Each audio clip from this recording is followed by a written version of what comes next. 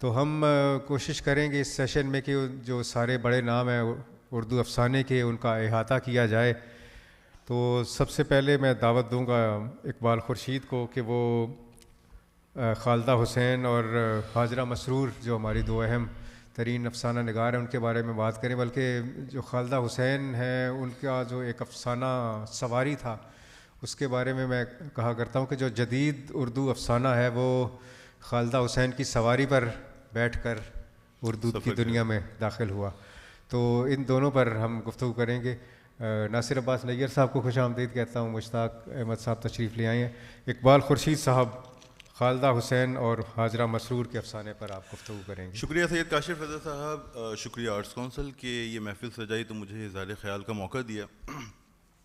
حاجرہ مسرور اور خالدہ حسین دو بہت ہی معتبر کداور نام, اور ان پہ مجھ جیسے طالب علم کے لیے کاملیت کے ساتھ گفتگو کرنا لگ بھگ ناممکن ہے. اور ایک ایسے وقت میں جب اسٹیج پہ اتنی کداور شخصیات موجود ہیں, میرے لیے یہ ممکن نہیں ہے کہ خطابت کا جادو جگا سکوں یا ڈی کنسٹرکشن کا کرتب دکھا سکوں. تو میں صرف ایک طالب علم کی حیثیت سے نوجوانوں سے بات کرنا چاہوں گا. حضرات, معاملہ یہ ہے کہ یہ جو فیمنسٹ موومنٹ کا اعتراض ہے, بنیادی طور پہ یہ درست ہے کہ جو آرٹ کی اصناف ہیں کم از کم 20ویں صدی کی وسط تک, چاہے سے وہ شاعری ہو, ڈرامہ ہو, ناول ہو, افسانہ ہو, مصوری ہو, اس نے جو مردانہ برتری کا تصور ہے, پیٹریارکی ہے, اس کی توسیع کی, اسے ایکسٹینڈ کیا. یہاں تک کہ جب خواتین لکھنے والی سامنے آئیں تو وہ بھی لگ بھگ کچھ حد تک مجبوری کی وجہ سے یا اسٹرکچرز کی وجہ سے ایسا کرتی رہیں. اور اگر ہم موجودہ پاکستانی ڈرامہ دیکھیں تب بھی یہ چیز نظر آتی ہے. تو اگر ہم چلے جائیں 1930 میں, جس زمانے میں انگریزوں کا تسلط تھا, ہم غلام تھے, اور جو مسلم معاشرہ تھا وہاں عورت حاشیے پہ تھی, مرد مرکز میں تھا. تو حضرات, آفرین ہے حاشیے پہ موجود ان عورتوں پر کہ وہاں سے وہ خواتین افسانہ نگار نکلیں جو بعد میں قرۃ العین حیدر, عصمت چغتائی, واجدہ تبسم اور حاجرہ مسرور بنی. تو یہ ایک ناقابل یقین شے تھی کہ کس طرح یہ تخلیق ہمارے سامنے آئی. اچھا, میں نے جیسے کہا کہ سید صاحب یہاں موجود ہیں, میرا کچھ کہنا بالکل ہی ایک طالب علم کی گفتگو ہوگی, مگر یہ جو دونوں تخلیق کار ہیں یہ میرے لیے حیرتیں لے کے آئیں. انہوں نے مجھے سرپرائز کیا, حیران کیا. پہلے تو یہی بات کہ یہ اتنی کداور تخلیق کار کیسے سامنے آ گئی ان حالات میں. حاجرہ مسرور تو سمجھیں کہ ایک میریکل ہیں, وہ آپ کو حیران کرتی ہیں. اب جیسے اسی شہر میں 1912 میں ان کا انتقال ہوا. انتقال کے وقت ان کی عمر 82 برس تھی, مگر حیران کن بات یہ ہے کہ ان کی ادبی عمر 72 برس تھی, یعنی کم عمری میں انہوں نے لکھنا شروع کر دیا تھا. اب آپ اندازہ لگائیے کہ وہ کتنی کم عمری میں لکھ رہی تھی کہ 72 برس ان کے ادبی سفر کی عمر بنتی ہے. گھر میں کتابیں آتی تھیں, ادبی جرائد آتے تھے, وہ اور ان کی بہنیں خدیجہ مستور اور عائشہ جمال صاحبہ لکھا کرتی تھیں. اسی وجہ سے انہیں برونٹے سسٹر سے تشبیہ دی جاتی ہے. کتنی کم عمری میں انہوں نے شناخت حاصل کی. 1942 میں جب ان کی عمر شاید 12 سے 13 برس ہوگی, تب منٹو کے افسانے دھواں پر ایک مقدمہ ہوتا ہے, اور منٹو جس گواہ کو نامزد کرتے ہیں اپنے حق میں وہ حاجرہ مسرور ہیں. اور جب عدالت کا نوٹس آتا ہے تو بتایا جاتا ہے کہ صاحب یہ تو ابھی بالغ ہی نہیں, ان کی تو عدالت میں گواہی قبول ہی نہیں ہوگی. وہ جب پاکستان آئیں مائیگریٹ کر کے حاجرہ صاحبہ, تو ان کے پاس 2 افسانوی مجموعے تھے. اب یہ کتنی بڑی بات ہے, یہ اتنی بڑی بات ہے کہ انتظار حسین جیسا عظیم تخلیق کار, گو موازنہ مقصود نہیں اور میری اتنی حیثیت نہیں, مگر جب انتظار صاحب پاکستان آئے تو ان کے پاس ایک افسانہ تھا, قیومہ کی دکان. اور جب حاجرہ مسرور پاکستان آتی ہیں تو ان کے پاس 2 افسانوی مجموعے تھے. آل انڈیا ریڈیو سے ان کے افسانے نشر ہوتے تھے, انہیں ان کی کتابوں کی رائلٹی ملتی تھی, وہ اپنے زمانے کی بیسٹ سیلر تھیں. یہاں آنے کے بعد قاسمی صاحب کی سرپرستی میں نقوش کے معاملات جو ہیں, جس طرح انہوں نے اسے نکالا, اسے بڑھاوا دیا, اس پہ تو ریسرچرز کو کام کرنا چاہیے. افسانے کے علاوہ حاجرہ صاحبہ کی ایک اور خاصیت تھی, انہوں نے ڈرامے لکھے. ان کے ڈراموں کی بھی ایک کتاب جس پہ شاید فیض صاحب نے فلیپ لکھا تھا, سال کی بہترین کتاب قرار پائی. انہوں نے فلموں کے اسکرپٹ لکھے. اگر میں غلط نہیں ہوں تو آخری اسٹیشن جو مشرقی پاکستان سے بننے والی آخری اردو فلم تھی, اس کا اسکرپٹ انہوں نے لکھا, اس کے لیے نگار ایوارڈ حاصل کیا. تو یہ صاحبہ حیران کن تھیں. ان کی فکشن کی بات کی جائے تو ممتاز شیریں انہیں عصمت چغتائی کے بعد دوسری بڑی افسانہ نگار قرار دیتی ہیں. اور جو پطرس بخاری تھے, انہوں نے ان کے ہاں جو تشبیہات کا نظام ہے اس کی بالخصوص نشاندہی کی. اور مجھ جیسا طالب علم جب انہیں دیکھتا ہے تو میں دیکھتا ہوں ان کے موضوعات کو, تو ان کے موضوعات آتے ہیں عورت سے, عورت کے مسائل سے, عورت کی نفسیات سے, عورت کے رشتوں سے, اور ان رشتوں کی پیچیدگیوں سے. تو ان رشتوں کا جو پاور اسٹرکچر ہے اور ان رشتوں کا جو باہمی تعلق ہے اس سے ان کی کردار نکل کے آتے ہیں. تو جو ان کے مشہور افسانے ہیں جیسے ہے اللہ ہے یا بھاگ بھری ہے, وہاں ہمیں ایک کمسن لڑکی دکھائی دیتی ہے جو دھیرے دھیرے بالغ ہو رہی ہے. تو ایسا گمان گزرتا ہے کہ شاید اس کے اوپر ہاجرہ مسرور ہی کی چھاپ ہے, چونکہ انہوں نے کم عمری میں ہی لکھنا شروع کر دیا تھا. ان کے کردار کون ہیں حضرات؟ ان کے کردار عورت ہے, مشرقی عورت ہے, جو پوری قوت کے ساتھ کاغذ پہ اتر آئی اپنے پورے درد کے ساتھ. ان کے 3 افسانے بالخصوص سجدہ شکر مجھے یاد آتا ہے. ان کا ایک افسانہ ہے کمینی, ایک ان کا افسانہ ہے اندھیرے اجالے. تو اس میں انہوں نے کچلی ہوئی عورت کا جو درد سہ رہی ہے, جو حاشیے پہ ہے, اس عورت کو ایسے بیان کیا ہے کہ جو ہمارے اپنے درد ہیں ہمیں بے معنی لگتے ہیں اور ان دکھوں کے ساتھ ہم بہتے ہوئے چلے جاتے ہیں. تو جیسے میں نے کہا حاجرہ صاحبہ کے ہاں حیرتیں تھیں. زندگی کے آخری برسوں میں انہوں نے لکھنا کم کر دیا تھا. ان کا کلیات شائع ہوا غالباً 1992 میں. اس کے بعد ان کی کم چیزیں سامنے آئیں, مگر انہیں ادراک تھا کہ یہ جو سماج ہے یہ عورت دشمن ہے, اس کے رویے عورت کے خلاف ہیں. وہ ان واقعات سے باخبر تھیں اور کیشور آپا نے جو ان کے انتقال پہ کالم لکھا تھا اس میں یہ تمام عناصر موجود ہیں. حاجرہ صاحبہ سے اتنے مختصر وقت میں یہی گفتگو ہو سکتی ہے. ہم چلتے ہیں خالدہ حسین صاحبہ کی طرف. بڑی حیران کن بات ہے کاشف کہ ان دونوں کی عمروں میں فقط 7 برس کا فرق تھا, مگر ان دونوں کے فکشن میں زمین آسمان کا فرق تھا. کہ حاجرہ مسرور بنیادی طور پہ حقیقت نگاری, اور اگر ناصر عباس نیر اجازت دیں, نسائی حقیقت نگاری کی پروردہ تھی. چونکہ یہ عورت کے حقیقت کو پرکھنے کا انداز الگ ہے, ہم مردوں کو ایک دن یہ بات سمجھنی ہوگی. تو نسائی حقیقت نگاری اگر حاجرہ کے ہاں تھی تو ان کے ہاں علامت نگاری تھی. اور علامت نگاری بھی کیسی کہ انہوں نے سواری جیسا افسانہ لکھا جو اتنا تہدار تھا, اتنا زرخیز تھا کہ اسے پڑھ کے عصمت چغتائی نے کہا کہ یہ مشرقی پاکستان کے سانحے پہ سب سے اچھا افسانہ ہے. تو انہیں بتایا گیا کہ یہ افسانہ تو مشرقی پاکستان سے پہلے لکھا گیا تھا. تو یہ ایک بڑے علامتی افسانے کی خوبی ہے کہ وہ اتنا تہدار ہوتا ہے. کیفکا کا اثر میلان کنڈیرا ہو, مارکیز ہو, سب پہ طے شدہ ہے.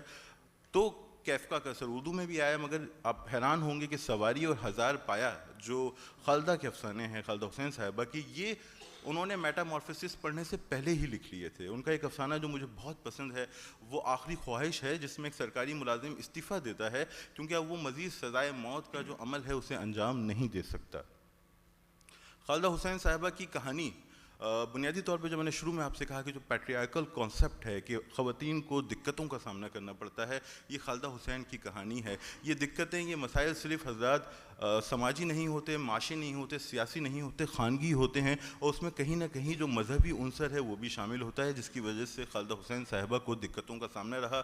اپنے گھر کی طرف سے شاید ان کا کام پوری طرح سامنے نہیں آ سکا.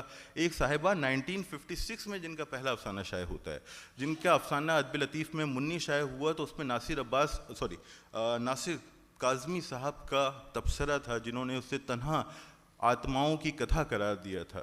تو 56 میں پہلا افسانہ آتا ہے, مگر جو پہلا مجموعہ آتا ہے پہچان وہ 84-85 میں آتا ہے, کیونکہ ان کی شادی ہو گئی تھی. تب وہ خالدہ اصغر ہوا کرتی تھیں, پھر وہ خالدہ حسین ہوئیں. تو یہی عورت کی کہانی ہے جو حاشیے پہ ہے, مرکز میں آتی ہے, مگر شاید مردوں کا معاشرہ اسے قبول کرنے کو تیار نہیں. آخری 60 سیکنڈ لوں گا. تو ان کا ایک افسانہ ہے دادیاں چھٹی پر ہیں.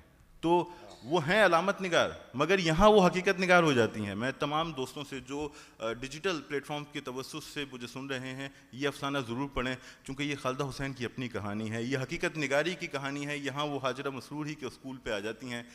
ایک بار ایسا ہوا کہ خالدہ حسین نے جو سواری لکھ چکی تھیں ریڈیو آن کیا, تو سراج منیر صاحب تقریر کر رہے تھے. انہوں نے کہا کہ بڑے اچھے افسانے لکھے جا رہے تھے, اور ان افسانہ نگاروں میں خالدہ حسین بھی تھیں. تو ان کا دل خوشی سے بھر گیا کہ کسی کو یاد ہے کہ کوئی خالدہ حسین بھی تھی جو افسانے لکھا کرتی تھی. تو آج ہم نے انہیں اسی طرح یاد کیا, اور میری خواہش ہے کہ اگر میرے نوجوان سن رہے ہیں تو آج خالدہ حسین, حاجرہ مسرور کو گوگل کریں, ان کے پروفائلز پڑھیں, دیکھیں کہ ڈان دا نیوز جنگ نے ان کے انتقال پہ کیا لکھا تھا, ریختہ پہ ان کے افسانے پڑھیں, تاکہ اگلی بار جب ہم یہاں اکٹھے ہوں, جمع ہوں, تو وہ یہاں بیٹھ کے حاجرہ مسرور اور خالدہ حسین پہ بات کریں, اور میں وہاں بیٹھ کے ان کے لیے تالیاں بجاؤں. شاید اسی طرح ہم ان 2 قداور تخلیق کاروں کا حق ادا کر سکتے ہیں. آپ سب کا بہت شکریہ. بہت شکریہ. اقبال خورشید. خالدہ حسین نے اپنا سفر سواری سے شروع کیا, اور دادی آج چھٹی پر ہے ان کا تقریباً آخری زمانے کا افسانہ ہے. اور سواری کی تو تعریف سب کر چکے ہیں. دادی آج چھٹی پر ہیں کہ پہلی لائن اگر مجھے صحیح سے یاد ہو تو یہ ہے کہ دادی دوزخ میں جائیں گی. تو یہ وہ ہمارا ادب ہے جو کہ قیام پاکستان کے بعد بہت امکانات سے شروع ہو رہا تھا. اس کے بعد آخر میں ہماری اتنے بڑے افسانہ نگار ہیں, ان کے بارے میں ان کے پوتے یہ بات کر رہے ہیں کہ دادی دوزخ میں جائیں گی. تو یہ جو ہمارا ادب نے سفر کیا ہے, اس کے دو بڑے ہمارے علمبردار جو ہیں اشفاق احمد صاحب ہیں جیسے, ان کو بھی کہا جاتا ہے. ساتھ رشید امجد کے ہاں بھی ایک مرشد کا بڑا تذکرہ ملتا ہے.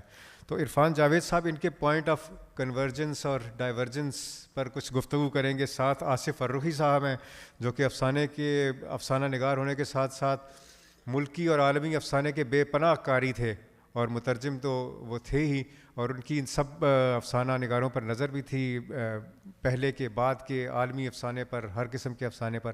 تو عرفان جاوید صاحب ان تینوں کو دیکھیے کہ کیسے کچھ منٹوں میں سمیٹتے ہیں. بہت شکریہ کاشف. سب سے پہلے رشید امجد صاحب جو ہیں, انہوں نے پاکستان میں جو علامت نگاری اور تجریدیت ہے ہمارے افسانوی ادب میں, اس میں ایک بہت نمایاں نام ہے. ایک مرتبہ ان سے پوچھا گیا کہ ان کے ہاں جو تجریدیت اور علامت نگاری ہے وہ کس سے متاثر ہوئے, تو انہوں نے جس کا نام لیا وہ نثر نگار نہیں تھا, وہ شاعر تھا اور وہ غالب تھے.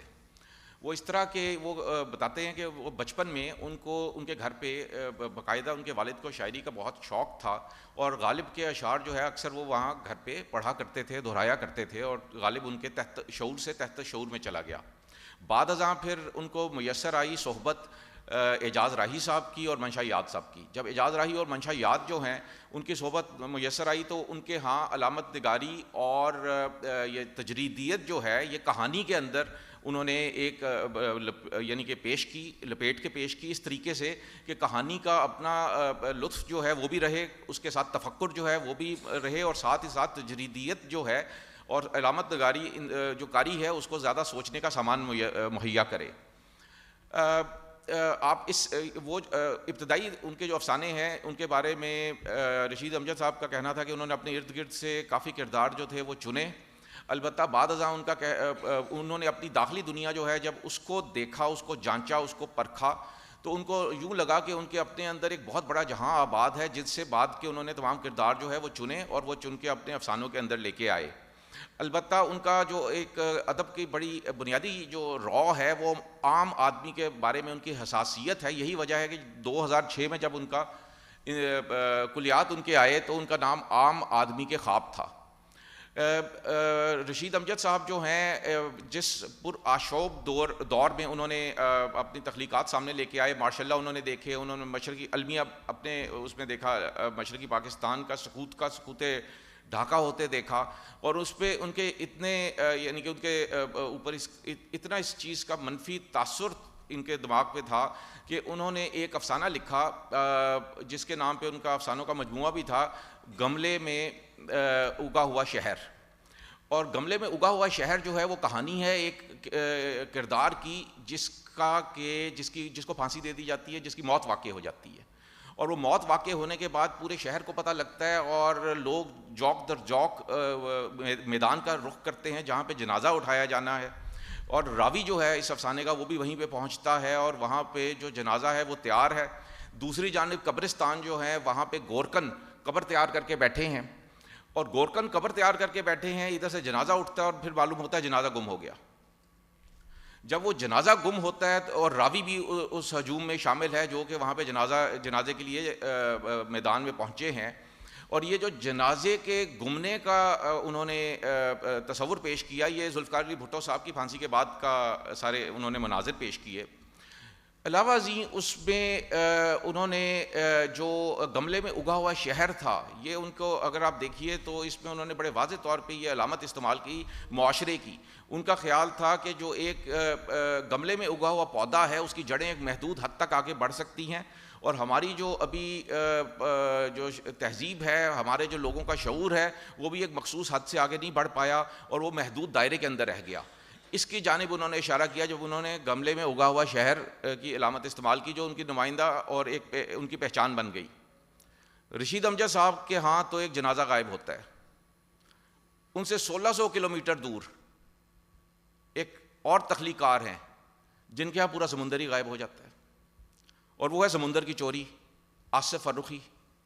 آصف فرخی جب ایک ایسے خانوادے سے تعلق رکھتے تھے جو بہت ہی علمی خانوادہ تھا، ان کے گھر کا پورا ماحول جو ہے، ان کے والد بالخصوص خاکہ نگاری کے حوالے سے بہت معروف نام ہے، تو انہوں نے اپنے بچپن سے ہی گھر میں ادبی محافل ہوتے دیکھیں، اور پھر انہوں نے اپنے ہاں دیکھا کہ شاعر، افسانہ نگار، ناول نگار، نقاد سب لوگ ان کے ہاں آتے تھے، تو اس کا ان کے اوپر بہت گہرا اثر تھا۔ یہی وجہ ہے کہ انہوں نے لڑکپن میں ہی افسانہ جو ہے اس کی جانب رجوع کیا اور لکھنا شروع کیا۔ آصف صاحب نے ایک مرتبہ میرے سے تذکرہ کیا تھا کہ ان کے ابتدائی طور پہ خواہش آئی کہ وہ شاعری کی جانب جائیں، لیکن بعد ازاں ان کو محسوس ہوا کہ شاید ان میں وہ اتنی اہلیت نہیں، یا ان کے اندر وہ ان کے اندر تخلیقی ساخت جو ہے وہ موزوں نہیں شاعری کے لیے، تو وہ دوسری جانب افسانہ نگاری کی طرف آئے۔ اور جب وہ افسانہ نگاری کی جانب آتے ہیں تو وہاں پہ آپ یہ دیکھیے کہ وہ افسانہ نگار کے علاوہ مدیر کے طور پہ، نقاد کے طور پہ، ایک منتظم کے طور پہ، اور ایک ادبی پورے پاکستان کا ایک ادبی ثقافتی چہرے کے طور پہ پھر بعد ازاں نمایاں ہوئے، ابھر کے سامنے آئے۔ ان کا جو پہلا مجموعہ تھا اس کا نام تھا آتش فشاں پر کھلے گلاب۔ اس مجموعے کو آپ دیکھیے تو اس میں آپ کو ایک پوری شہری تہذیب نظر آتی ہے، وہ والی ساری تہذیب جو کہ ہندوستان سے ہجرت کر کے پاکستان آئی، اور وہ پاکستان ہی کی مہاجر تہذیب نہیں تھی، وہ بلکہ پورے پاکستان کی شہری تہذیب کی عکاسی کرتی تھی۔ اس میں پھپھیاں تھیں، اس میں تائیاں تھیں، اس میں طوطے کے پنجرے تھے، اس کے اندر کوری سراہیاں تھیں، اس کے اندر ممٹیوں پہ بیٹھی چیلیں تھیں، اس کے اندر پورا ایک وہ گھر کا ماحول نظر آتا ہے، اور سب سے بڑی جو اس پہ خوبی نظر آتی ہے وہ اس طرح کی حقیقی عکاسی تھی معاشرے کی کہ پورا آپ کو اجتماعی طور پہ خاندان نظر آتا ہے، جو کہ پاکستان جو ابتدائی ہمارا جتنا ادب تخلیق کیا گیا اس کے اندر پورے ایک خاندان کا نظام نظر آتا ہے جو کہ ہمارے اپنے خاندانی نظام کی عکاسی کرتا تھا۔ لیکن آہستہ آہستہ آصف فرخی جو ہے وہ تجریدیت کی جانب گئے، اور ان کا جو تخلیقی سفر تھا اس پہ آپ دیکھیں تو ان کے اپنے ذاتی سفر کی، ذاتی زندگی کی ایوولوشن جو ہے اس کی پرچھائیاں بھی واضح طور پہ پڑتی ہوئی محسوس ہوتی ہیں، یہاں تک کہ آخر میں آ کے یعنی کہ اپنی وفات سے 10-12 سال پہلے انہوں نے سمندر کی چوری لکھا، 2007 میں لکھا تھا، اور سمندر کی چوری لکھنے کے بعد وہ آگے جب بڑھے تو ان کے ہاں تھوڑی سی انہوں نے افسانہ نگاری کی جانب ان کا رجحان ذرا کم ہوا، اور آہستہ آہستہ وہ چلتے ہوئے زیادہ تجریدیت کی جانب چلے گئے، اور وہ کیونکہ پھر ایک دارالمحام بھی تھے ادبی محافل کے، تو وہ اس حوالے سے ان کا رجحان زیادہ فکشن سے دوسری جانب چلا گیا، ادھر کی انتظامات جو وہ کرتے تھے اور جو ان کے محافل کے وہ مینجمنٹ کرتے تھے۔ آصف فرخی صاحب کو زندگی میں ادب کے بعد کسی سے عشق تھا تو انتظار حسین تھے۔ اب انتظار حسین اور آصف فرخی کا اب ادب دیکھیے بہت مختلف ہے۔ آصف صاحب جو ہیں وہ بالکل داخل کے، شہری تہذیب کے، تنہائی کے ادیب ہیں، جبکہ انتظار صاحب جو ہیں وہ داستان، وہ ایک خارج کی دنیا بھی نظر آتی ہے جو داخل کی بنیادی طور پہ عکاسی کرتی ہے، اور وہ داستانوی جو ادب ہے اس کے جو پرچارک تھے اور اس کے جو تخلیقار تھے وہ انتظار صاحب کے وہ پرچھائیاں آپ کو آصف صاحب کے ادب پہ اس طرح نظر نہیں آتی۔ البتہ داستان کا جو ایک داستانوی ادب جو ہے جو انتظار صاحب سامنے لے کے آئے، ایک طرف انتظار صاحب داستانوی ادب لے کے آ رہے تھے ہمارے سامنے، اور دوسری جانب داستان گو تھے جن کو میں ذاتی طور پہ پاکستان کا آخری داستان گو کہتا ہوں، وہ اشفاق احمد تھے۔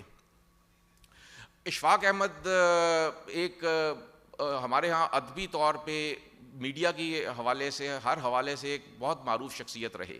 ان کا زیادہ تذکرہ ہوتا ہے داستان گو کے طور پہ، بالخصوص ان کا پروگرام زاویہ جو آیا اس میں ان کی جو تخلیقی صلاحیتیں اور ان کے جو ادبی جو کارنامے ہیں وہ کچھ دب جاتے ہیں۔ ان کا سب سے زیادہ گڈریا کا تذکرہ ہوتا ہے جو کہ 1953 میں انہوں نے ناول لکھا، افسانہ لکھا، ایک طویل افسانہ تھا، لیکن بعد میں ان کے ایک محبت 100 افسانے، ایک محبت 100 ڈرامے، سبحانے افسانے، اجلے پھول، بے شمار یہ کھیل تماشا ان کا ناول، اور بے شمار ان کی تخلیقات آئیں۔ اشفاق صاحب نے جب گڈریا لکھا تو بیرون ملک آباد تھے، اور غالباً وہ اٹلی میں تھے اس وقت، اگر میں غلطی پہ نہیں ہوں، اور اس اٹلی سے وہ کچھ عرصے کے لیے بی بی سی سے بھی منسلک رہے برطانیہ میں۔ اس کے بارے میں ان کا کہنا تھا، وہ برطانیہ سے پاکستان آ گئے، ان کا کہنا تھا کہ برطانیہ میں سہولت تو بہت تھی لیکن صحبت نہیں تھی۔ وہ جو ایک صحبت کی تلاش میں رہتے تھے وہ ان کو وہاں پہ نہیں ملی، تو ان کا پھر پاکستان کی جانب ہی رجحان تھا۔ اشفاق صاحب کے حوالے سے ایک ہم یہ بھی دیکھ سکتے ہیں ان کی تحریروں میں بھی، ان کی گفتگو میں بھی، کہ وہ ایک صوفی روایت کے آدمی تھے، اور وہ صوفی روایت کو آگے لے کے چلے، جو کہ ہندوستان کے سنت سادھو اور صوفی بات کرتے تھے، ان مذہبی شدت پسندی کے وہ خلاف تھے۔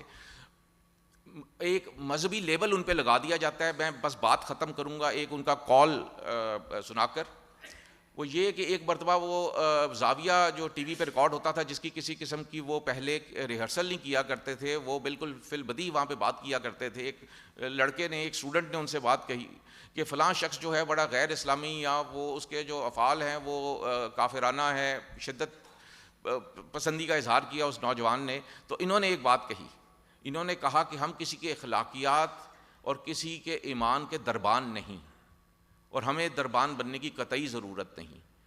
تو یہی ان کا جو کال ہے، اگر اس کو دیکھیں ہمارے موجودہ معاشرے پہ اگر اس کا انطباق کیا جائے تو ہمارے ہاں بہت حد تک جو شدت پسندی نظر آتی ہے اس میں کمی آ سکتی ہے۔ بہت شکریہ۔ بہت شکریہ عرفان جاوید صاحب، بہت تیزی سے انہوں نے احاطہ کیا۔ ہم اردو افسانے کے سارے سفر کو 1 گھنٹے میں سمیٹنے کی کوشش کر رہے ہیں۔ اردو افسانہ زیادہ تر یہ سمجھا جاتا ہے کہ شہر سے متعلق رہا ہے، اور جو اس کے بڑے افسانہ نگار ہیں وہ شہروں میں رہے ہیں، لیکن دیہات کی عکاسی بھی اردو افسانے میں کم نہیں ہوئی۔ ہمارے جو 3 افسانہ نگار جن کا اب ذکر کیا جائے گا، احمد ندیم قاسم، ابو الفضل صدیقی اور سید رفیق حسین، انہوں نے بنیادی طور پر شہر کے باہر کی جو فضا ہے، قصبوں کی، دیہات کی فضا، ان پر لکھا ہے۔ اور تینوں کے جو ایریاز ہیں جن کے بارے میں انہوں نے افسانے لکھے ہیں وہ بڑے مختلف ہیں۔ اس میں ہم بلونت سنگھ کو بھی کا بھی ذکر کر سکتے ہیں۔ قاسمی صاحب اور بلونت سنگھ کے ہاں پنجاب کے دیہات ہیں، اور باقی ابو الفضل صدیقی رہتے تو کراچی میں تھے، لیکن ان کا جو دائرہ تھا وہ یو پی کے دیہات کے بارے میں۔ اور اسی طرح رفیق حسین کے بالکل مختلف افسانے ہیں۔ تو ضیاء الحسن صاحب ہمارے معروف نقاد ہیں اور بڑی گہری نظر ہے ان کی ان سارے معاملات پر، تو وہ ان کو میں دعوت دوں گا کہ اس کے اوپر کچھ گفتگو کریں ان تینوں پر۔ بسم اللہ الرحمن الرحیم۔ کاشف صاحب، یہ جو 3 افسانہ نگار مجھے دیے گئے ہیں، مجھے لگتا ہے کہ یہ ہمارے بہت بدقسمت افسانہ نگار ہیں۔ بدقسمتی ان کی کئی طرح کی ہے۔ پہلی بدقسمتی یہ ہے کہ یہ منٹو اور بیدی کے ساتھ افسانے لکھ رہے تھے، تو ساری ادبی دنیا کی نظر ان دونوں پہ تھی، اتنی زیادہ تھی کہ عوام الناس میں بہت زیادہ پاپولر کرشن چندر، جو اپنے افسانوں اور ناولوں کی وجہ سے بہت زیادہ پاپولر تھے اور منٹو اور بیدی سے زیادہ پڑھے جاتے تھے، ان پر بھی اتنی نظر نہیں تھی ہماری ادبی دنیا کی۔ اور عصمت چغتائی جو اپنی ٹیڑھی لکیر کے حوالے سے بہت زیادہ یعنی، اور لحاف، 2 چیزیں تو کم از کم ان کی ایسی ہیں جو اب تک زیر بحث رہتی ہیں، وہ بھی کوئی معمولی افسانہ نگار تو نہیں تھیں، لیکن عصمت بھی ان دونوں کے نیچے دب گئیں۔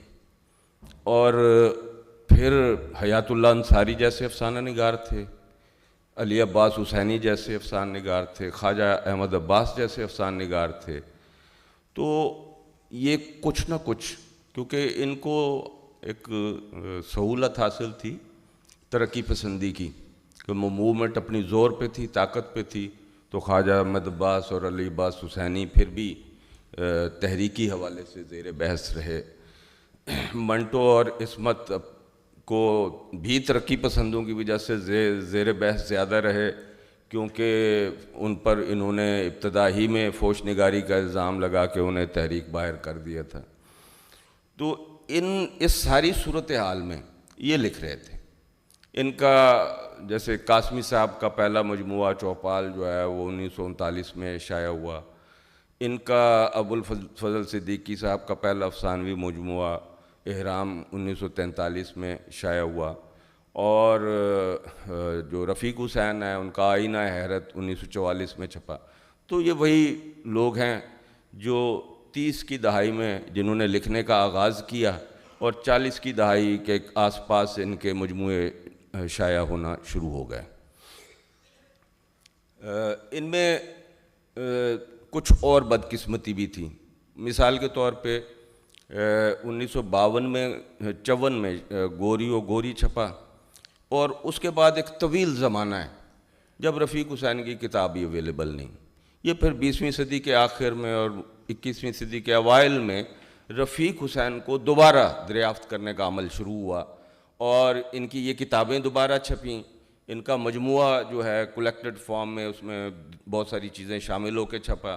پھر سب سے اہم آصف فرخی کا انتخاب چھپا جو زیادہ پڑھا گیا اور وہ انتخاب بہت ہی باکمال تھا.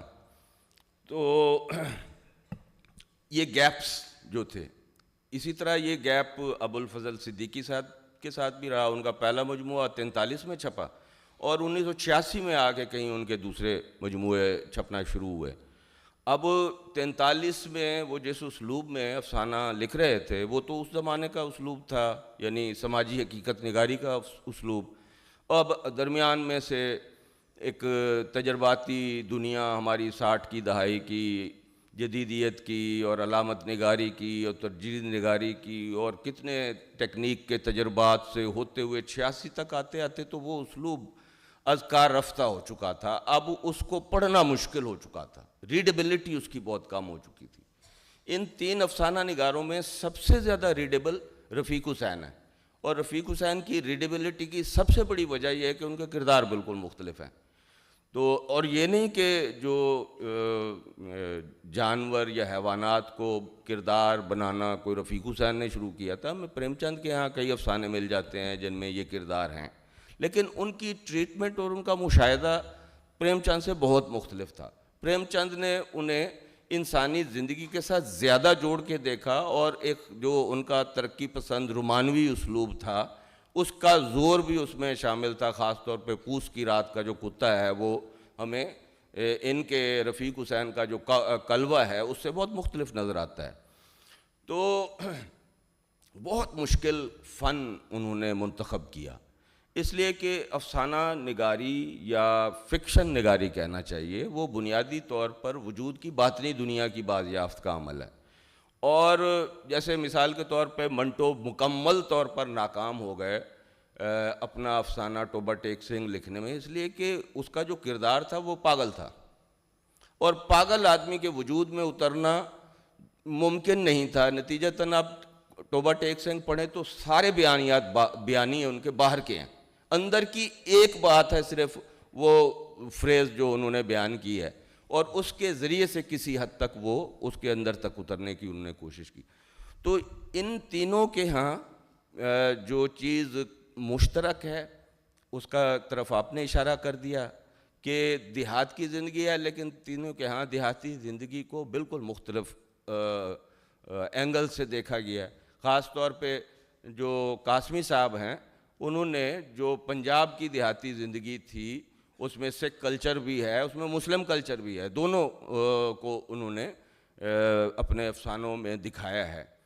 لیکن قاسمی صاحب بھی سمجھتے رہے زیادہ یہ, حالانکہ قاسمی صاحب کے کام میں جو بھی ان کا کام ہے نظم, غزل اور دیگر جو ان کے کالم نگاری تھی اور ان میں سب سے اہم کام ان کا افسانہ نگاری کا ہے. اور انہوں نے بہت یعنی کوئی کم از کم 1 درجن کے قریب بہت اچھے افسانے بھی لکھے ہیں جو قاسمی صاحب کی ادبی زندگی کی ضمانت وہی 10-12 افسانے ہی بنیں گے, کیونکہ ابھی تو قاسمی صاحب ہمارے عہد کے افسانہ نگار ہیں. ابھی وہ لوگ موجود ہیں جو قاسمی صاحب کے زیر اثر رہے ہیں, قاسمی صاحب کو یعنی ان کا نام لے سکتے ہیں. لیکن 50-60 سال بعد 100 سال بعد جب یہ لوگ نہیں رہیں گے پھر ان کی صحیح ایویلیوشن ہوگی تو یقیناً پھر وہ افسانے جو 10-12 ان کے افسانے ایسے ہیں جس میں انہوں نے کسی حد تک انسانی وجود کی باطنی دنیا کو چھوا ہے. ورنہ قاسمی صاحب کے افسانوں میں جتنے بھی افسانے انہوں نے بہت لکھے, کوئی 1 درجن سے زیادہ ان کی, میرے خیال ہے جتنے افسانہ نگار آپ نے مجھے دیے ہیں ان میں رفیق حسین کی 2 کتابیں ہیں اور ابو الفضل صدیقی صاحب کی 8 کتابیں ہیں, ان کی 14-15 کتابیں ہیں قاسمی صاحب کی. تو انہوں نے افسانہ نگاری میں کافی سنجیدگی سے مسلسل لگ کے کام کیا اور بعض بہت اچھے افسانے بھی لکھے. اچھا, رفیق حسین کے افسانوں کی جو میں نے بات کی وہ ان کرداروں کی وجہ سے جن کی وجہ سے وہ کامیاب بھی ہیں اور ناکام بھی ہیں.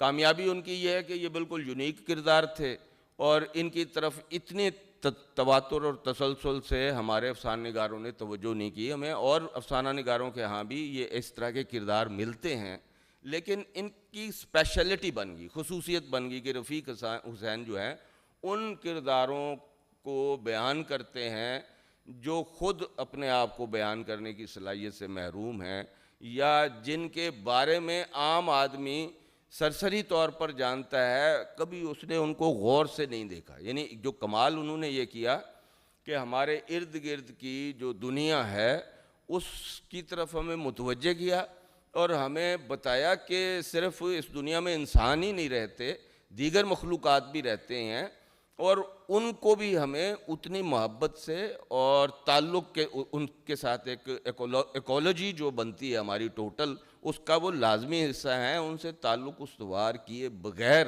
ہم ایک مکمل معاشرہ تشکیل نہیں دے سکتے. تو یہ بہت بڑا کام تھا رفیق حسین کا، اور مجھے ان 3 افسانہ نگاروں میں سب سے زیادہ اٹریکٹ جو ہے وہ رفیق حسین ہی کرتے ہیں. تو باقی جو کردار بالکل ٹھیک ہے، یہ سارے اس سماجی حقیقت نگاری کی دور کے افسانہ نگار ہیں، اور انہوں نے اپنے زمانے کا جو دیہاتی سماج ہے اس میں ہونے والے مظالم ہیں، خاص طور پہ کسانوں کے ساتھ. ابو الفضل صدیقی کے ہاں آپ دیکھیں تو ان کے ہاں کسانوں کے ساتھ، خاص طور پہ یو پی کے کسانوں کے ساتھ جو درندگی ہو رہی تھی اس کا ایک ریکارڈ ہمیں ابو الفضل صدیقی کے افسانوں میں، یعنی وہ ایک طرح سے وہ افسانے بھی ہیں اور ہمارے لیے ایک تاریخ بھی ہیں. اس تاریخ کو انہوں نے محفوظ کر دیا ہے، اور ہم آج اس کے آئینے میں دیکھ سکتے ہیں کہ ہم کہاں کہاں سے ہوتے ہوئے یہاں تک پہنچے ہیں. تو خاص طور پہ وہاں جو عورتوں کے ساتھ سلوک روا رکھا جاتا ہے، یعنی یہ غلام تھے، غلام اور کنیزیں، اس سے زیادہ، یعنی جس طرح ہم پڑھتے ہیں نا کہ روس کے جو بڑے جاگیردار ہوتے تھے تو اس میں بسنے والے جو انسان ہوتے تھے وہ انسان نہیں ہوتے تھے، بلکہ ان کی ملکیتی اشیاء کی طرح سے ہوتی تھی. اور اگر کوئی زمیندار اپنا کوئی زمین، یعنی جاگیردار کوئی زمین کا حصہ فروخت کرتا تھا تو اس فروخت میں زمین کے ساتھ وہ انسان بھی اور درخت بھی اور جانور بھی، یعنی ان کے لیے انسان، درخت اور جانور سب ایک جیسے تھے اور اس کی ملکیت کا حصہ تھے. تو یو پی میں بالکل یہ کلچر ہمیں نظر آتا ہے جس کو ابو الفضل صدیقی نے بڑی دردمندی سے اور بڑی محبت سے بیان کیا ہے. تو لیکن ایک چیز میں نے محسوس کی کہ یہ تینوں افسانہ نگار ایسے ہیں کہ ہم ان کو کوشش کر کے ایک بار پڑھ سکتے ہیں، دوسری بار پڑھنے کو ہمارا دل ان کی طرف متوجہ نہیں ہوتا. جیسے میں کہوں کہ نیر مسعود کو پڑھنے والے جو لوگ ہیں ان کو درجنوں بار پڑھتے ہیں اور درجنوں بار لطف دیگر حاصل کرتے ہیں اور ایک نئی تخلیقی لذت اور جہت دریافت کرتے ہیں ان کی. تو یہ اس طرح کے افسانہ نگار نہیں ہیں. ظاہر ہے وہ کم ہوتے ہیں دنیا میں، لیکن یہ جو 3 افسانہ نگار ہیں یہ اس کلچر کا، اس زمانے کا ناگزیر حصہ ہیں. ان پر بات کیے بغیر اور ان کو پڑھے بغیر ہم اس بڑے دور کا احاطہ نہیں کر سکتے ہیں. ابو الفضل صدیقی ہوں، احمد ندیم قاسمی ہوں یا رفیق حسین ہوں، یہ اس افسانوی دنیا کو بنانے میں ان کا بھی ایک بہت اہم حصہ ہے، اور اس کے بغیر ہم اس منظر نامے کو مکمل طور پر نہیں جان سکتے. بہت شکریہ ضیاء الحسن صاحب. اصل میں اپنا زمانہ جو افسانہ نگار یا فکشن نگار لکھ رہا ہوتا ہے تو وہ اس میں ٹائم لیسنس یہ بھی ہوتی ہے کہ جو بعد کے دور کے لوگ ہیں اگر اس دور کو دیکھنا چاہیں تو وہ اس دور کے افسانے پڑھ سکتے ہیں. خاص طور میں ہمارے دیہات کیسے تھے، ان میں کیسا صورتحال تھی، وہ بار بار اس کو پڑھ سکتے ہیں. ایک آدمی شاید اسے دوبارہ نہ پڑھ سکے. رفیق حسین کی کنٹینیویشن بھی ہمیں نظر آتی ہے سید محمد اشرف کہ ہاں کہ ان کے ہاں جو جانور تھے ان کو پھر علامت کے طور پر سمجھا گیا، جو ان کی ریویلیویشن ہوئی. اور رفیق حسین صاحب کے بارے میں ایک دلچسپ بات یہ ہے کہ وہ فکشن نگار بننا چاہتے بھی نہیں تھے، یعنی وہ انگریزی پڑھتے تھے. وہ انہوں نے کسی رشتہ دار نے انہیں چیزیں دکھائی تو انہوں نے کہا کہ ایسی چیزیں کیوں نہیں ہیں اردو میں، تو پھر انہوں نے اس طرح کے افسانے لکھے. اب ہم آتے ہیں حمید شاہد صاحب کی طرف، اور ان کو موضوع ملا ہے سعادت حسن منٹو کا، جن پر ان کی کتاب بھی ہے. اور اگر ہمارے پاس وقت ہوتا تو 1 گھنٹہ تو وہ سعادت حسن منٹو پر بات کر سکتے ہیں. اور سعادت حسن منٹو ان کا مستقل مسئلہ رہا ہے اس کتاب سے، جیسے کہ علم ہوتا ہے. لیکن انہیں بات مسعود مفتی اور منشا یاد پہ بھی کرنی ہے. منشا یاد ان کے ذاتی دوست تھے اور جتنی ان کی شروع کی ادبی زندگی ہے اس میں بہت قریبی ان سے تعلق رہا ہے. اور مسعود مفتی صاحب بھی ان کے شہر میں جو شہر افسانہ بھی کہا جاتا ہے اس میں ان کا قیام تھا. تو حمید شاہد صاحب سے دیکھیے کہ ان تینوں کے بارے میں نئی بات آج ہمیں آپ کیا بتاتے ہیں. یہ بڑا مشکل آپ نے کر دیا، اس لیے کہ میرا خیال ہے منتظمین نے یا تو ہمارا امتحان لینا چاہے یا یہ دیکھا ہے کہ میم سے تینوں لفظ نام شروع ہوتے ہیں، منٹو کا، مسعود مفتی کا اور منشا یاد کا. اور چونکہ میرا نام بھی میم سے شروع ہوتا ہے تو چلیں بھئی یہ سارے اکٹھے میم ہو جائیں. ورنہ واقعہ یہ ہے کہ تینوں کا زمانہ مختلف ہے اس لحاظ سے کہ وہ یہ تو ہے کہ ان کی جو شناخت کا زمانہ ہے مختلف ہے، ان کے کریٹیو جو ہونے کا، بینگ ہونے کا زمانہ جو ہے وہ مختلف بنتا ہے. منٹو کا جس کی طرف ابھی اشارہ ابھی ضیاء صاحب کر رہے تھے کہ ٹوبر ٹیکسنگ انہیں پسند نہیں ہے، انہوں نے کہا ناکام افسانہ ہے. تو یہ منٹو کے ساتھ یہ ظلم ہوتا رہا ہے کہ شاید یہ ان کا سب سے مطلب یہ تھا آسان، کہ شاید ان کا مطلب یہ تھا کہ وہ ٹوبا ٹیک سنگھ کے اندر نہیں اترے، وہ باہر سے دوسرے میں کردار. گزارش کرتا ہوں نا اسے.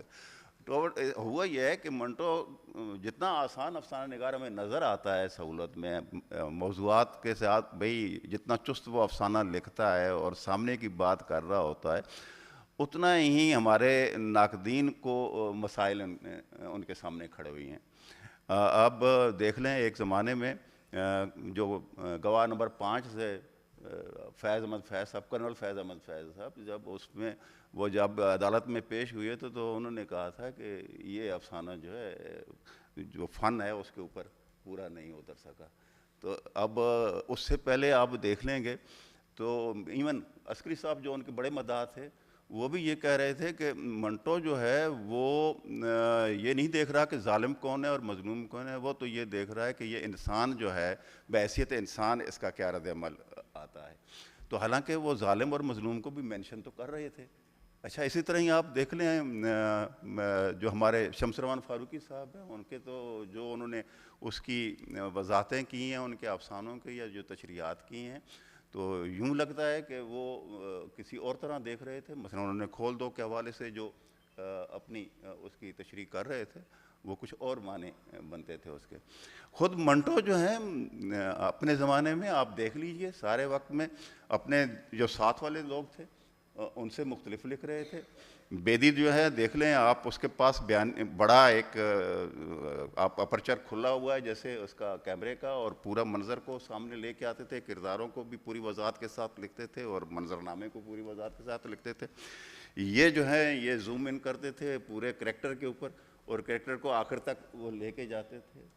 تو اور سب سے زیادہ میں گیا تھا 2016 میں جب انڈیا، تو بیدی پہ مجھے گفتگو کرنی تھی، اور بیدی پہ گفتگو کرنے کے بعد جب لوگوں سے بات ہوئی تو مجھے اندازہ ہوا کہ یہاں تو بیدی کے بارے میں بھی بات نہیں ہو رہی، اور وہاں پہ وہ منٹو جو ہے ان سے زیادہ وہاں پہ مقبول ہے اور اس پہ زیادہ بات ہو رہی ہے.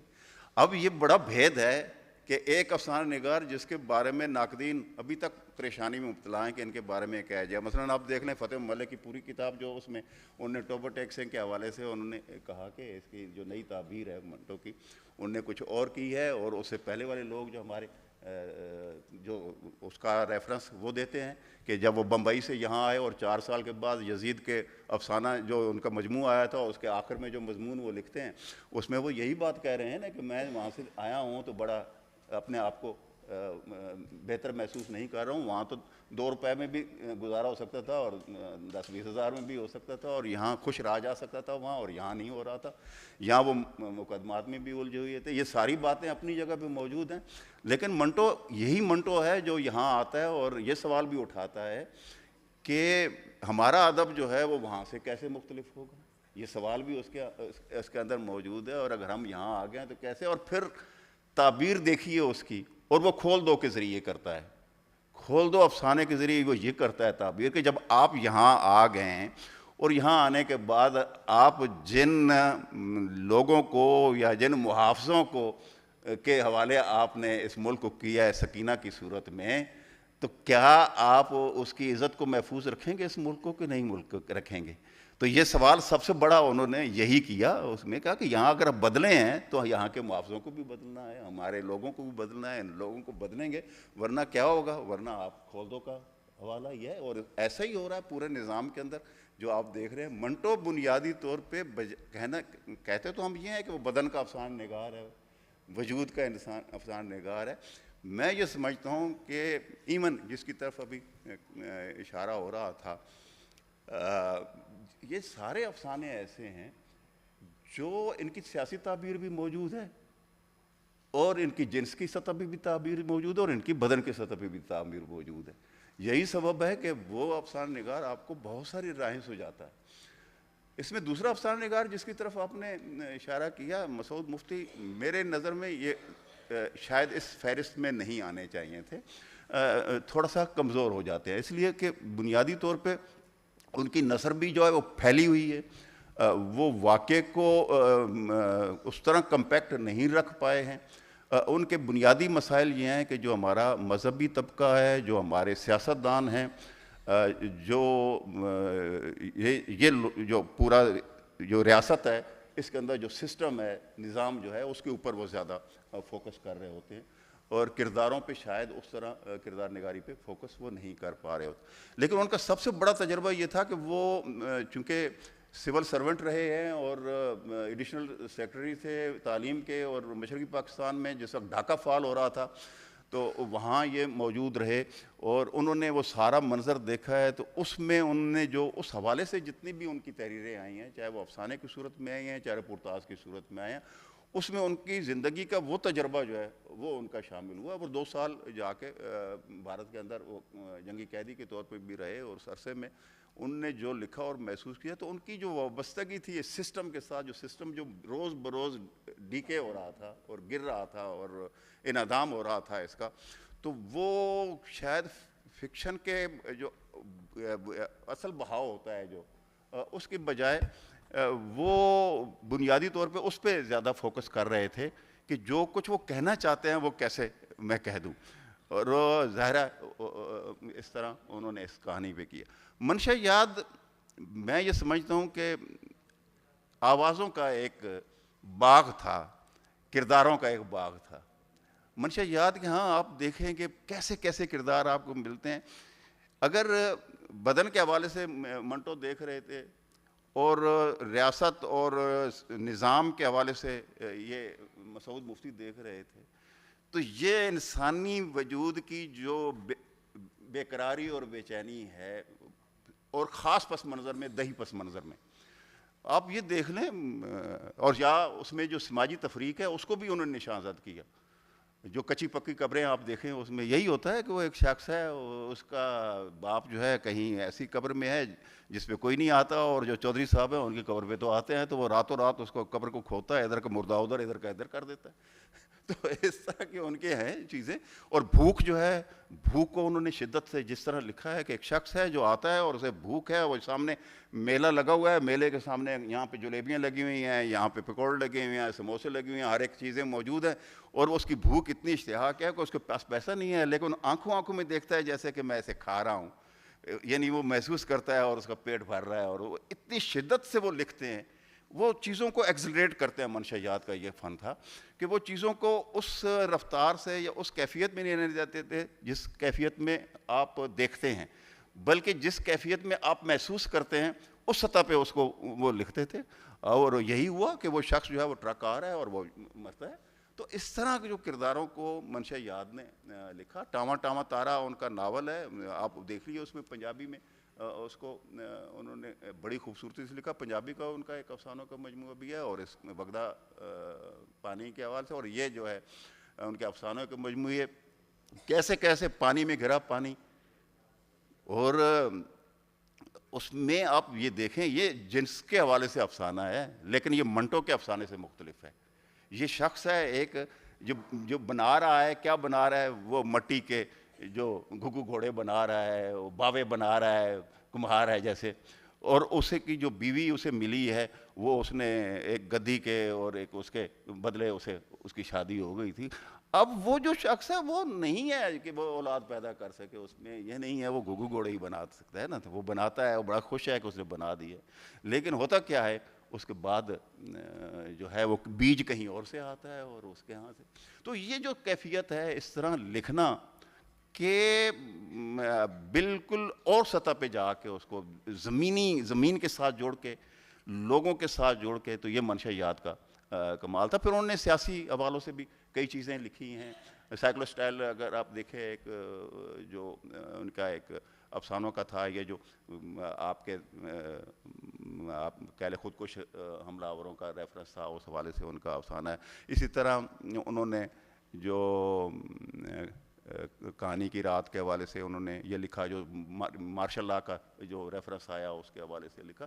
تو یہ سارے جو ہیں تینوں افسانہ نگار، میں یہ سمجھتا ہوں کہ اپنی جگہ پہ یہ مختلف ہے. اور میں اپنی جگہ پہ اگر یہ سوچوں کہ ان کو کیسے ایک آدھ جملے میں ان کو مختلف ہونے کے بارے میں کہا جا سکتا ہے، تو میں یہی کہوں گا کہ جو مسعود مفتی ہیں ان کا اسلوب فکری، بیانیہ اور سوالیہ ہے، اور منشیات کا اسلوب دھیما، داخلی اور خاموش ہے. اور منٹو جو ہے وہ اس کا تیز، بے رحم اور براہ راست جو ان کا اسلوب بنتا ہے. تو تاریخ میں میرا خیال ہے زیادہ دیر تک منٹو جیے گا ان میں، اور منشیات زیادہ آگے تک نکلیں گے. بہت شکریہ امیر شاہد صاحب. ویسے یہ زیادتی ہوگی کہ اگر ہم اس سیشن میں بیدی کا ذکر نہ کریں، تو دو جملے میرا خیال ہے بیدی کے بارے میں بھی آپ ہی گوش گزار کر دیں. بیدی دیکھیں، بیدی بالکل مجھے اگر کہیں کہ آپ کو زیادہ لطف کون دیتا ہے پڑھتے ہوئے، تو میں بیدی کو کہیں گا.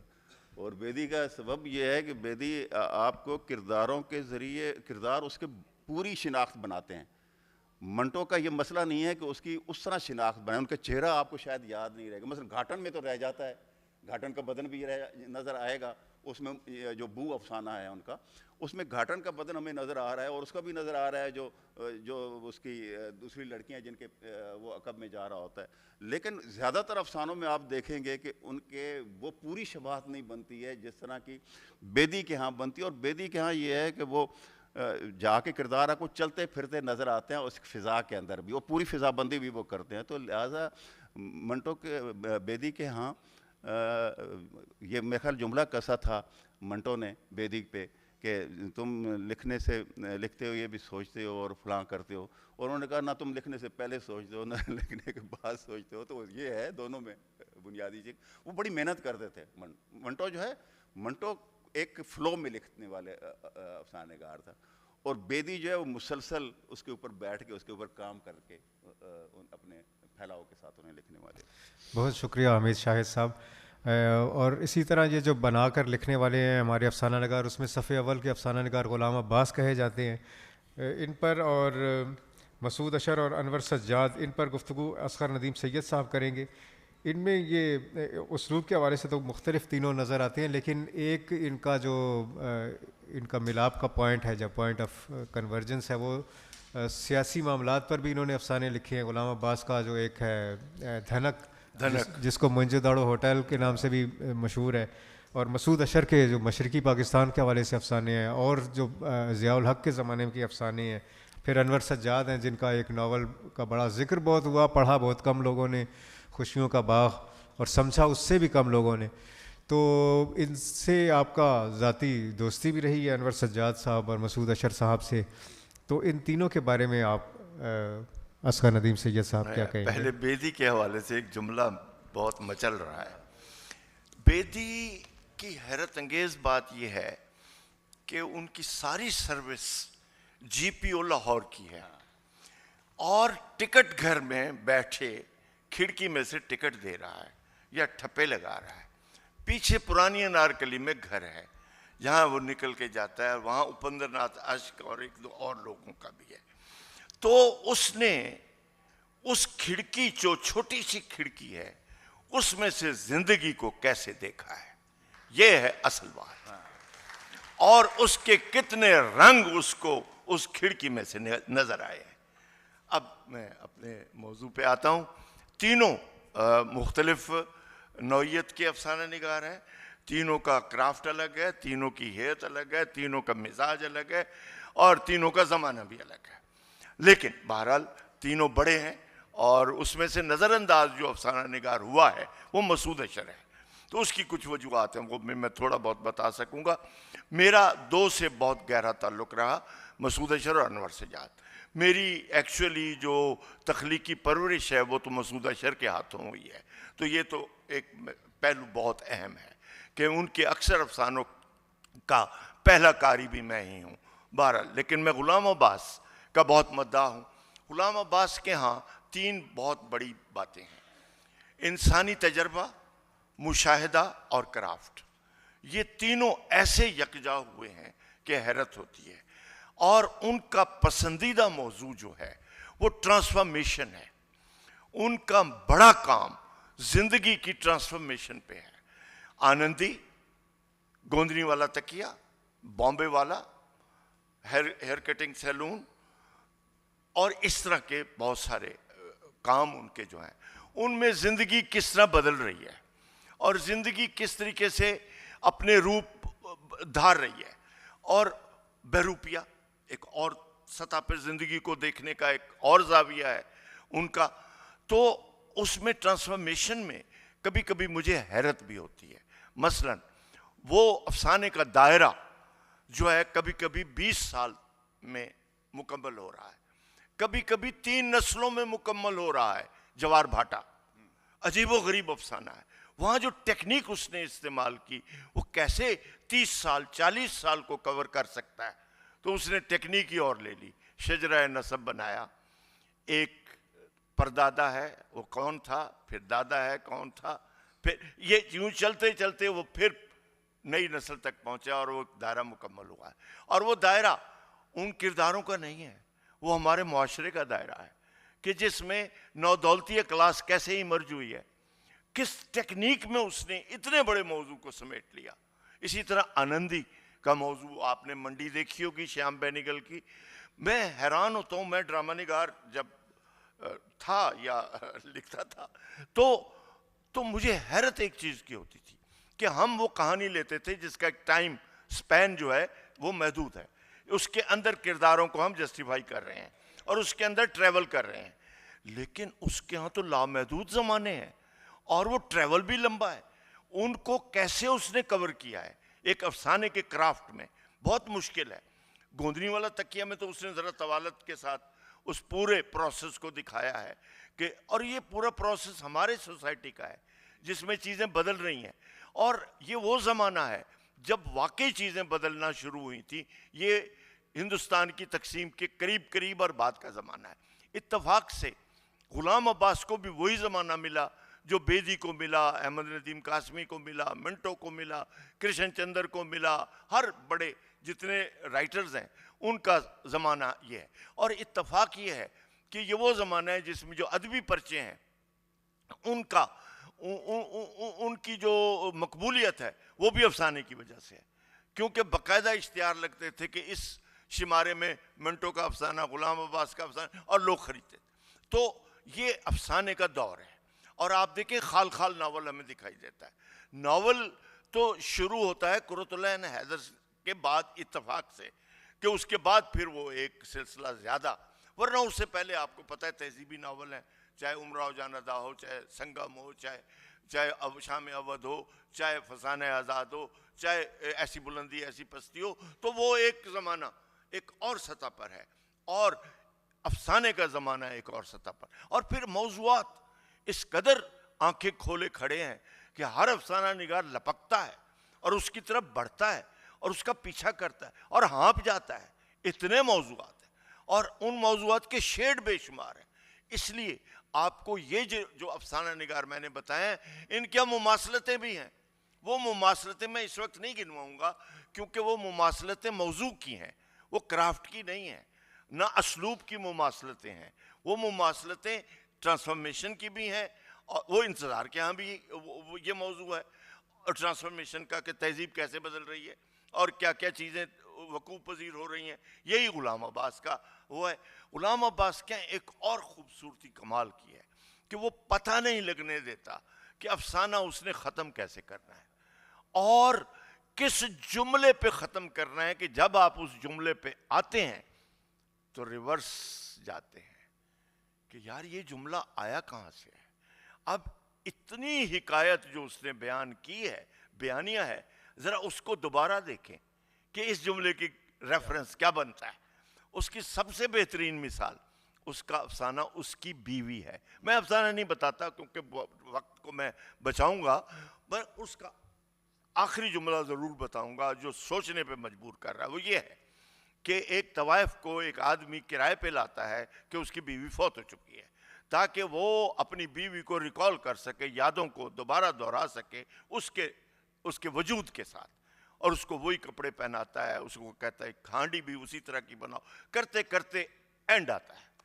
اینڈ میں اب اس نے اس کو بتا دیا کہ میں تجھے لایا کیوں تھا, اور میں نے تیرا مجرم ہوں میں کہ میں نے تجھے استعمال کیا ہے, اور تو نے مجھے معاف کر دینا ہے کہ میں نے اپنی غرض کے لیے تمہیں یہاں لایا تھا. ہاتھ تک نہیں لگایا پورے افسانے میں اس کو. اب اس لڑکی کا بیان دیکھیے. اس کا بیان یہ ہے, 2 جملے ہیں آخری, کہ وہ مجھے ایک معصوم بچے کی طرح لگا جب اس نے میری گود میں سر رکھا اور میں نے اس کے سر پہ ہاتھ پھیرا. اس کے بعد کا جملہ ہے کہ 2 آنسوؤں کے قطرے اس کی آنکھوں سے گرے اور اس کے گالوں پہ آ کر رک گئے. یہاں افسانہ ختم ہو جاتا ہے. اب یہ آنسو کیا ہے, یہ اصل بات اس آنسوؤں میں, اور وہ اس کو بچہ کیوں لگ رہا ہے, اور اس کے اندر کی ممتا کیسے جاگی ہے, وہ یہ ہے. یہ بھی ایک ٹرانسفارمیشن ہے کہ پہلے وہ طوائف جب بنی تھی تب اس کے اندر کی عورت مری تھی, اب اس نے اس مری ہوئی عورت کو دوبارہ زندہ کیا ہے. اب اس عورت نے دوبارہ اسی جہنم میں جانا ہے. تو یہ 2 آنسو وہ ہیں کہ تو نے مجھے عورت بنایا, اب پھر دوبارہ وہاں بھیج رہا ہے. تو یہ ایک عجیب و غریب اس کے یہاں نفسیاتی جو مسائل ہیں غلام عباس کے ہاں, اور بے شمار اس کے افسانوں میں. دھنک کا آپ نے ذکر کیا. اب دھنک ایک بالکل مختلف چیز ہے, یعنی اس کے سارے کام سے مختلف ہے کہ ایک ایسی مملکت ہے جس میں مولویوں کے ہاتھ میں حکومت آ گئی ہے. اب وہ کیا ہو رہا ہے, اب اس میں خبریں کیا ہیں اور چیزیں کیا ہیں اور دوبارہ کیسے وہ چیزیں چل رہی ہیں. تو مجھے منٹو یاد آ گیا. منٹو کا انکل سام کے نام خطوط میں سے ایک خط ہے, وہ دھنک اور اس میں جو مماثلت ہے وہ ذرا دیکھنے والی ہے. وہ لکھتا ہے, انکل سام بات سنو, ہمیں اسلحہ مت بھیجو, ہمیں تم دودھ مت بھیجو ڈبوں میں ڈال کے ہمارے بچوں کے لیے, نہ ہی تم ہمیں لنڈے کے کپڑے بھیجو. تم ہمیں اس دفعہ جہاز بھر کے ڈھیلے بھیجو اور لوٹے بھیجو اور ٹوپیاں بھیجو, کیونکہ ہمارے ملک میں ایک نیا طبقہ ایمرج ہو رہا ہے جو مولویوں کا ہے, اور ان کو ان چیزوں کی ہمیں آنے والے وقت میں شدید ضرورت ہوگی. اب آپ دیکھیے دھنک اور پھر انکل سام کے نام یہ خط, اور یہ ابھی 50s کا دور ہے, ابھی کوئی بڑا دور شروع نہیں ہوا. تو یہ ان کی پیش گوئی آپ دیکھیے کہ کس طریقے سے. تو غلام عباس نے کم لکھا, لیکن اس نے پورے سماج کو, اس کے مڈل کلاس کو, درمیانی کلاس کو ایسا پکڑا ہے. اس طریقے نچلے طبقے پہ بھی وہ گیا ہے, جیسے وہ بہروپیہ میں گیا ہے, کتبہ میں گیا ہے, وہ ہیئر کٹنگ سلون میں. زیادہ اس کا مسئلہ 3 چیزیں تھیں. دیکھیے, ایک ہے ہندوستان کی تقسیم, یہ بالکل الگ مسئلہ ہے. دوسرا ہے ہجرت, اس کے نتیجے میں وہ اس کے موضوعات بالکل الگ ہیں. اور تیسرا اس ہجرت کے نتیجے میں سیٹلمنٹ ہے کہ سماج کیسے رنگ بدل رہا ہے اور کیسے وہ لوگ آباد ہو رہے ہیں. یہ 3 مختلف موضوعات بنے ہیں افسانے کے, اور تینوں افسانہ نگاروں نے الگ الگ ٹریٹ کیا ہے کہ سیٹلمنٹ کے جو مسائل ہیں کہ کیسے آباد کاری ہو رہی ہے. اور اس پہ تو کمال کا جملہ ہے قرۃ العین حیدر کا 57 میں, جب وہ لکھ رہی ہے کہ 9 سال ہوئے ہیں پاکستان کو بنے ہوئے. یہ کوٹ ان کوٹ بتا رہا ہوں, 9 سال ہوئے ہیں, یعنی اٹ واز 56 یا 7 کا وقت ہے کہ ایک نو دولتیہ کلاس کراچی میں پیدا ہو گئی ہے, اور بڑی بڑی ہاؤسنگ سوسائٹیز بننا شروع ہو گئی ہیں. اور میں دیکھ رہی ہوں کہ کس تیزی کے ساتھ کرپشن مختلف سطح پہ پھیل رہی ہے، اور آخری جملہ اس کا بڑا اہم ہے، یوں لگتا ہے کہ یہ سب کچھ ایک فوجی انقلاب پہ جا کے ختم ہوگا۔ یہ آگ قدریہ کا ہے، اس میں سے ایک بھی لفظ میرا نہیں ہے۔ اور پھر 58 میں ماشاء اللہ لگتا ہے۔ تو یہ رائٹرز کس، غلام عباس بھی اسی قبیل کا رائٹر ہے کہ وہ بھی فورسی کر رہا ہے کہ یہ جو چیزیں تبدیل ہو رہی ہیں ان کو ختم کیسے ہونا ہے۔ اب میں مسعود اشر پہ آتا ہوں، ظاہر ہے یہ تینوں بڑے نام ہیں۔ مسعود اشر کو میں دیکھنا چاہتا ہوں اور آپ کے سامنے ایک سوال رکھنا چاہتا ہوں کہ ہمارے افسانہ نگاروں میں ایک تعداد ان کی ہے جن کا صحافت سے تعلق تھا۔ جو صحافت سے تعلق رکھنے والے افسانہ نگار ہیں، ذرا ان کو دیکھیے۔ اس میں شوکت صدیقی ہیں، مسعود اشر ہیں، احمد ندیم قاسمی ہیں، احمد بشیر ہیں۔ یہ تو وہ نام ہیں جو، حمید اختر ہیں، جو افسانے سے وابستہ نام ہمیں دکھائی دے رہے ہیں، اور بھی نام مطلب جن کا روزی روزگار کا۔ اور یہ مسعود اشر تو صبح 8 سے رات 2 بجے تک کے صحافی ہیں، کیونکہ امروز کے ریزیڈنٹ ایڈیٹر ہیں۔ وہ تو ان کا گھر بھی ساتھ تھا، صبح 8 سے 2 بجے تک رہتے تھے، پھر 1 گھنٹہ ریسٹ کر کے پھر آ جاتے تھے اور 2 بجے کاپی دیکھ کے جاتے تھے۔ اب آپ دیکھیے، یہی وجہ ہے کہ انہوں نے کم لکھا، اور ان کا مجموعہ 70s میں آتا ہے پہلا، آنکھوں پر دونوں ہاتھ۔ اب یہ نام انہوں نے کہاں سے لیا اور یہ علامت کیا بنی وہ ذرا دیکھ لیجئے۔ پنکج ملک کی مشہور غزل ہے، دیے بجھے اندھیری رات، آنکھوں پر دونوں ہاتھ۔ وہاں سے انہوں نے یہ لیا، اور آنکھوں پر دونوں ہاتھ بتا رہے ہیں کہ کس سطح کی شرمندگی ہے اور کس سطح کا ہمارا زوال ہے، وہ یہ بتا رہا ہے۔ اور یہ اس لیے رکھا گیا نام کہ اس کے زیادہ افسانے اس مجموعے کے مشرقی پاکستان کے چھن جانے کے بعد کے ہیں۔ وہ زیادہ ان کو جنبش لکھنے کی ہوئی اس بنگال کے کھو جانے کے بعد۔ بیلا نائرے جولدی جولدی کیا افسانہ ہے۔ پھر اسی طریقے سے اور بہت سارے افسانوں کے نام مجھے یاد نہیں، کیونکہ وہ کئی تو آدھے مصروں کے نام ہیں۔ تو اس طریقے سے انہوں نے اس کو کس طریقے سے دیکھا اس ایشو کو۔ اور یہ وہ زمانہ ہے کہ جب میں وہاں ساتھ ہی تھا، اور جس رات کو یہ ہوا ہے واقعہ، تو ہم تو ایک دوسرے کو منہ نہیں دکھا رہے تھے، چھپ گئے تھے ہم سب۔ میں اس وقت اسٹوڈنٹ تھا، لیکن اسٹوڈنٹ ہوتے ہوئے بھی مسعود اشر کے اخبار میں تھا میں، اور تو ہمیں یاد ہے کہ ہم ایک دوسرے کو نہیں دیکھ پائے۔ تو آنکھوں پر دونوں ہاتھ یہ اس کی عکاسی کر رہا ہے۔ تو اسی طریقے سے ان کے بعد کے افسانے بھی، میں نے کہا نا کہ صحافت میں رہنے والوں کو ذرا دیکھیں کہ ان کو روز مرہ واقعات سیاسی اور سماجی ان کو ڈیل کرنا پڑتا ہے، تو وہ ان کے موضوعات بنتے ہیں۔ تو آخری مجموعہ جو مسعود کا ہے وہ ہے سوال کہانی۔ سارے افسانے سوال اٹھا رہے ہیں۔ ویسے تو افسانہ، ہر افسانہ سوال اٹھاتا ہے، لیکن اس نے خاص التزام کیا ہے کہ میں سوال کہانی لکھ رہا ہوں، کہ ایک سوال ہے جس کی یہ کہانی ہے۔ اور وہ سارے سوالات وہی ہیں جو غیر جمہوری وقتوں کے ہیں، اور مسعود اشر سے بہتر کس نے غیر جمہوری دور کو سہا ہوگا۔ اس کے نکلنے کی وجہ بھی میں آپ کو بتا دیتا ہوں۔ میرے اور مسعود اشر کے لاہور سے نکلنے کی ایک ہی وجہ تھی کہ کیا ہوا تھا ضیاء الحق کے آنے کے، اور ضیاء الحق کو میں نے مسعود اشر کے دفتر میں کئی بار دیکھا، ملا، کیونکہ یہ جی او سی تھے ملتان میں، اور یہ شام کو نکلتے تھے۔ میں ان کا جملہ بھی آپ کو سنا دیتا ہوں کہ شام کو نکلتے تھے ضیاء الحق، یہاں ان کے ہنٹر ہوتا تھا اور جاگر ہوتے تھے، اور وہ واک کرتے ہوئے مسعود اشر کے دفتر میں 6 بجے 5 بجے آ کے بیٹھتے تھے، بھائی چائے پلاؤ، چائے بنتی تھی، میں کبھی کبھی بیٹھا ہوتا تھا، تو کہتے تھے نہیں تم بیٹھے رہو۔ تو ایک بار کہنے لگے بھائی مسعود اشر آپ ہیں تو ترقی پسند، اور مجھے کبھی کبھی آپ سے ڈر بھی لگتا ہے کہ آپ کوئی انقلاب کی، اور آپ کا فیض صاحب سے بھی تعلق ہے۔ یعنی یہ جملے اس وقت وہ بول رہے ہیں جب ابھی ان کو نہیں معلوم کہ انہوں نے ٹیک اوور کرنا ہے یا کیا کرنا ہے۔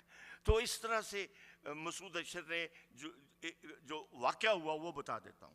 واقعہ یہ ہوا کہ ضیاء الحق کے دور میں کالونی ٹیکسٹائل مل میں ہڑتال ہوئی اور فوٹوگرافر ان کا جو تھا وہ وہاں موجود تھا، تو پولیس نے گولیاں چلائیں جس میں سے کوئی 50 کے قریب مزدور وہیں موقع پہ مر گئے، اور ایک مزدور اپنے خون سے انقلاب کا لفظ لکھ رہا تھا دیوار پہ، تو فوٹوگرافر نے اس کو کیپچر کر لیا اور وہ تصویر اگلے دن صفحہ اول پہ مسعود اشر نے چھاپ دی، کیونکہ بہت بہادر آدمی تھا مسعود اشر، وہ چھاپ دی، پر اس کے نتیجے میں اخبار بھی بند ہوا، اس کو بھی نکالا گیا، میری وجہ کچھ اور تھی۔ بہرحال تو مسعود اشر پہ نقادوں کی کم توجہ گئی ہے، اس کی کچھ وجوہات ہیں کہ تواتر سے لکھا نہیں ہے اور تواتر سے وہ سامنے نہیں رہے، لیکن ان کے چھپتے ہوئے موضوعات اور سارے قومی اور سیاسی موضوعات ہیں، کوئی چھوٹا مسئلہ ان کے ہاں نہیں ہے۔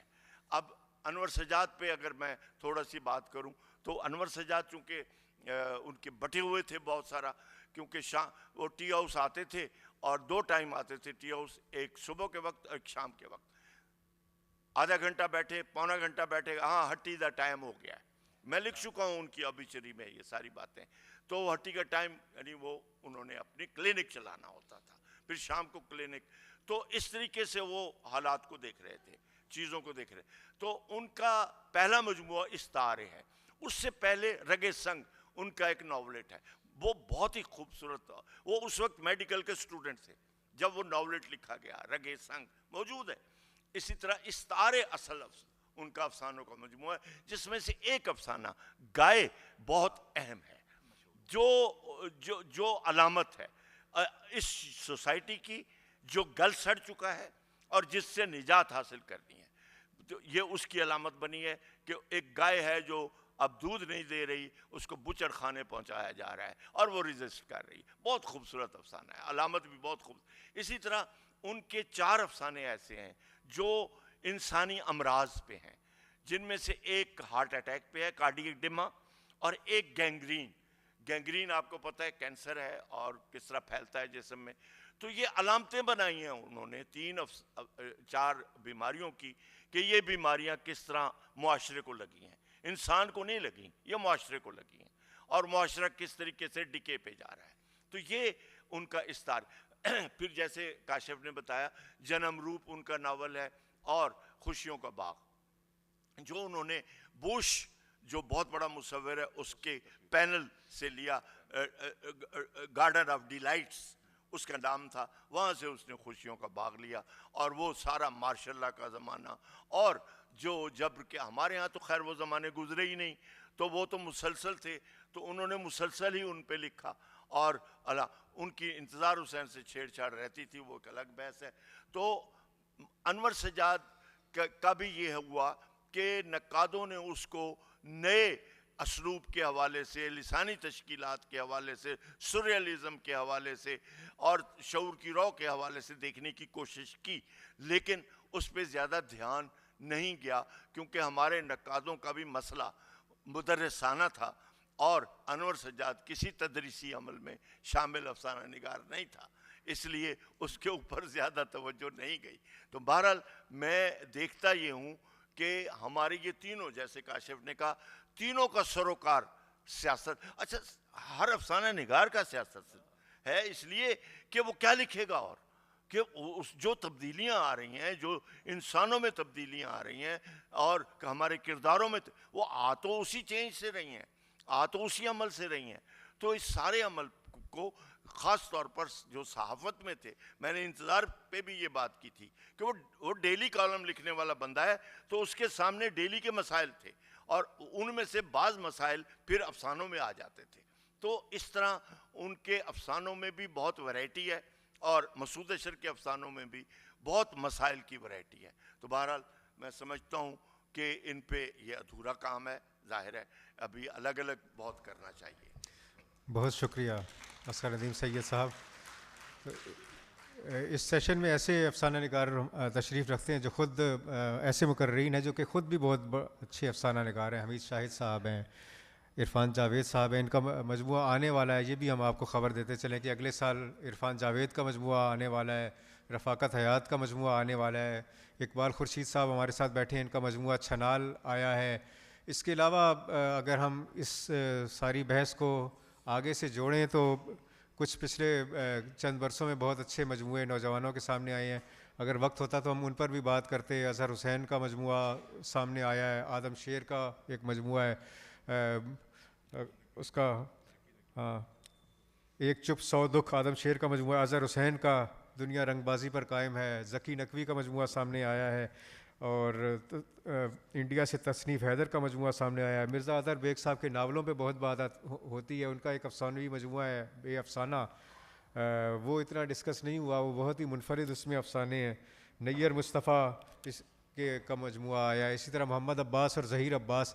تو ہم یہ دیکھتے ہیں کہ عموماً جو سمجھا جاتا ہے کہ نئی صدی جو ہے وہ اب ناول کی ہے, ناول زیادہ مشہور ہوئے ہیں. یہ بھی ایک اچھی بات ہے کہ ناول کی طرف توجہ گئی ہے پاکستان میں بھی, بھارت میں بھی, لیکن اس کے ساتھ ساتھ افسانے پر ایک رینیوڈ توجہ مجھے نظر آتی ہے جو پچھلے چند برسوں میں سامنے آئی ہے. اور جیسا کہ میں نے کہا کہ نئے افسانوی مجموعے بھی سامنے آ رہے ہیں. اخلاق احمد صاحب کا مجموعہ ایک سامنے آیا ہے, ایک انتخاب سامنے آیا ہے, بڑا بھرپور انتخاب جو عرفان جاوید صاحب نے کیا ہے. عرفان جاوید صاحب نے انڈیا کے نئے اور پرانے افسانہ نگاروں کو بہت پڑھا ہے, اس پر بھی ان سے بات ہو سکتی تھی, لیکن ان کا صرف ہم ذکر کریں گے. اور کہنے کا مقصد صرف یہ ہے کہ افسانہ نہ صرف جاری و ساری ہے, اور ہماری اردو کی ایک نمائندہ ترین نہ صرف جاری و ساری ہے بلکہ ایک اس کا رینیول بھی نظر آتا ہے. اس کے ساتھ ساتھ ہم آپ سے اجازت چاہیں گے. آپ سب کا بہت شکریہ.